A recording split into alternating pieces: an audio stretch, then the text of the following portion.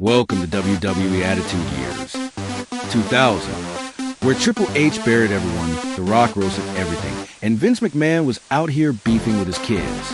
TLC got brutal. The Radicalz bailed on WCW, and nothing made sense, but we loved every second. Hop into our time machine, and let's get uncensored. You're tuning into the Attitude Years Season 3, WWF Armageddon 2000.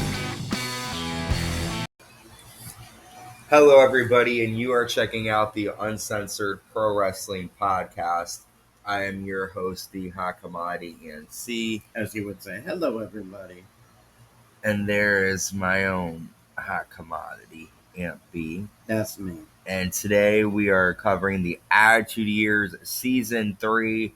We've made it to the end of 2000, almost. We've got a couple more episodes to cover, but we have made it to Armageddon 2000. The end of the world. The end of the world, for sure. It seems like for Mick Foley and a couple of the superstars, and Linda McMahon. You know, she might be going through a divorce. It's fucking terrible. Yeah. Like we do every month, we're gonna cover the top 10 movies and songs from that time period. And today we're covering, like I said earlier, December 2000. You hear Hulk Hogan in the background, unfortunately. So you pick. Do you want to cover the movies or music first? We'll do movies first. Okay. So the first movie, number 10 from December 2000, is 102 Dalmatians. That's been on the list for a couple of months now. I may have seen that. I don't really remember. Number 9 is Dude, Where's My Car?, which Ashton Kutcher was promoting the movie a couple of weeks ago with Edge and Christian. I've never really seen it, so I don't really know. I heard it's like a stoner comedy, kind of. Yeah. But I never really saw it. Number 8 is Unbreakable, which we watched with Samuel L. Jackson and Bruce Willis. They're the superheroes. That was number 8. Number 7 is The Family Man, which I've never seen. I'm going to see what it's about. The Family Man. The Family Man. It's with Nicolas Cage and Tia Leone, Don Cheadle, Jeremy Piven. It says, offer the opportunity to see how the other half lives. A fast-lane investment broker wakes up to find that his sports car and girlfriend have become a minivan and a wife. It got a 6.8. That's a really random, concept for a movie. You wake up and you have a different family. Number 6, The Emperor's New Groove, which was a Disney movie that I loved. What's his name? David Spade. I don't think I've seen it. John Goodman's in it. It's a good movie. It's almost like a take on The Emperor's New Clothes, but it's The Emperor's New Groove. I had it on VHS. I loved it. It was really good. Number 5, Miss Congeniality, which is a fun movie. I love that movie. That came out in 2000. Yeah. I like when they do the whole dance at the end at the. She's like an undercover FBI. Yeah, when they do their performance at the Miss America contest. Number 4 is Vertical Limit. It says a climber must rescue his sister on the peak of K2, the second highest mountain in the world. That's what Scott Glenn, Chris O'Donnell, who we were talking about earlier, he's Robin. Okay. Bill Paxton, Robin Tunney. So it's one of those Survivor type movies. It looks kind of crazy though. The tagline says "Hold your breath." What's it called? Vertical Limit. I think I've heard of it. Number 3 is Castaway with Tom Hanks. I like that movie. I was always grossed out by that movie. I could never finish it. But I know he has the soccer ball. What's the name of it? He calls it something. Fun fact. Alexa, what is Todd Hanks' soccer ball's name in Castaway? Did you just say Todd? According to an Alexa Answers contributor, the name of the ball in the film Castaway was named Wilson. Wilson, there you go. Number 2, the number 2 movie of December 2000 is How the Grinch Stole Christmas. That was the number 1 movie of November. I love How the Grinch Stole Christmas. I think I went to the movies to see that with my 5th grade teacher. She took me. Oh, sweet. You were a geek. Yeah. 15 years old going to see a movie with your high school teacher. Yep. Oh, what a great day. But you were sweet and innocent, though. I like that about you. All right. 1 year later, I lost my innocence. Yeah. So. Number 1 The number one movie of December 2000 is What Women Want with who was this? Mel Gibson, Helen Hunt, Marissa Tomei, Alan He wakes Alda. up one day, or like he has an accident, he hits his head, and he can hear everything that women are thinking. Yeah, that's what it says. A chauvinistic advertising executive magically acquires the ability to hear what women. I actually haven't seen it, but I've seen previews like a million times. It got a 6.5. It's supposed to be funny. It is a 2 hour and 7 minute movie. But that's it for the top 10 movies of December 2000. What Women Want win, I guess. Yeah, it's supposed to be really fun. Okay, let's now cover the music of December 2000. Get down. Number 10 is This I Promise You by NSYNC. This I promise you. Number I'll sing a clip of you. Okay. Kryptonite by If Three I Doors go Down. crazy, then would you still call me Oh, Superman? I love your singing voice. Number 8 is We're gonna get a bunch of thumbs down on this video. The Way You Loved Me. Ooh, by I Faith love Hill. the way you Mhm. love the way you love me.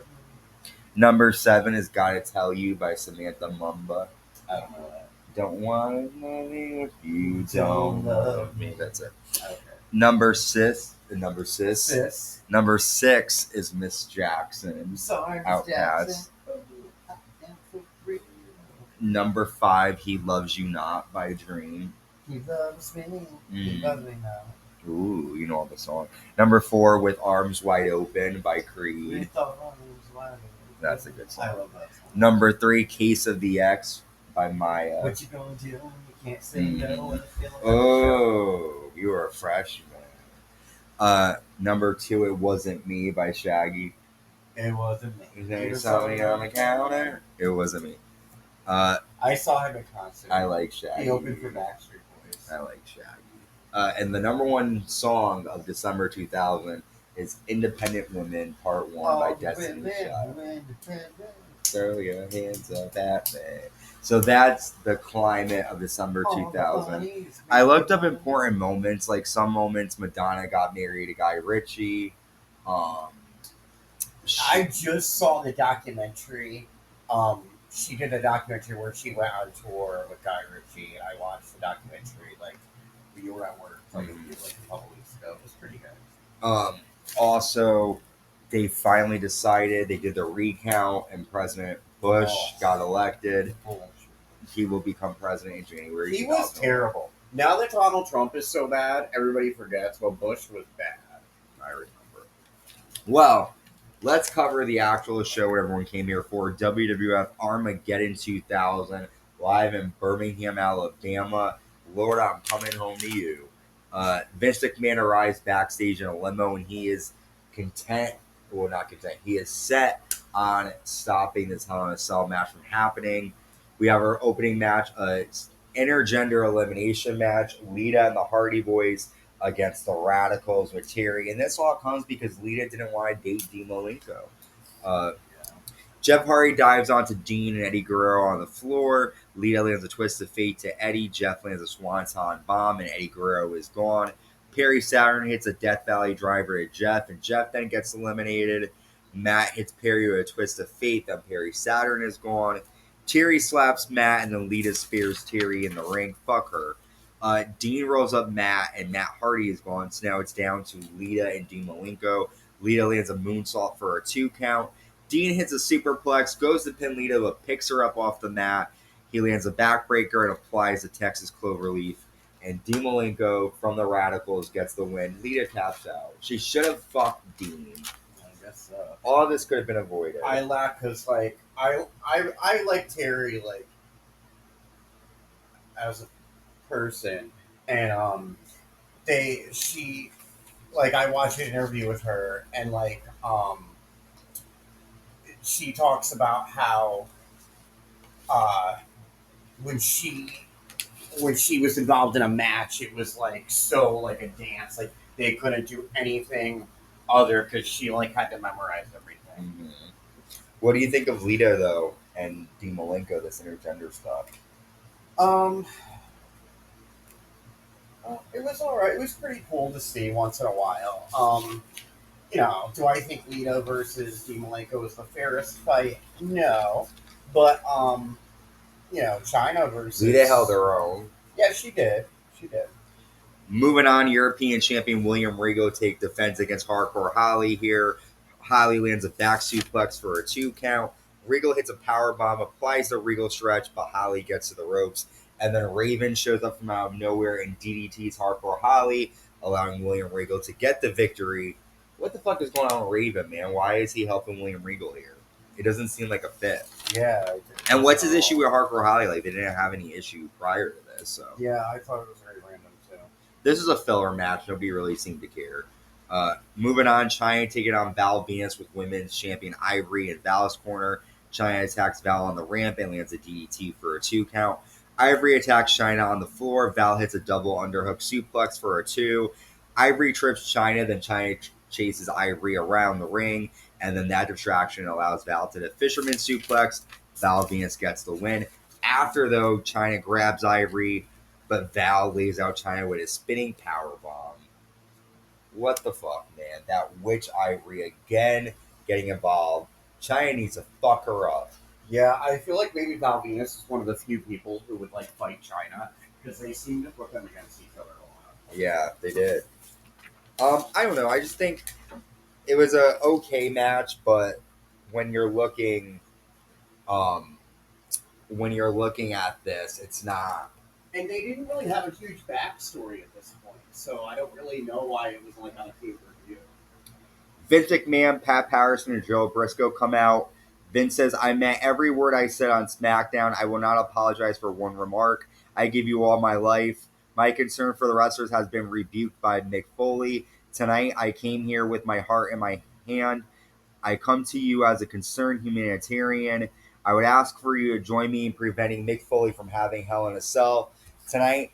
And then he's like, rise up, rise up. No one wants to agree to it. So then Vince says, tonight, after the match is over and you see your favorite wrestler mired in the aftermath, it will be on your conscience. So Vince threatening the fans, saying if someone gets hurt, it's on us. Well, fuck you, Vince. You agreed to this. You're the owner.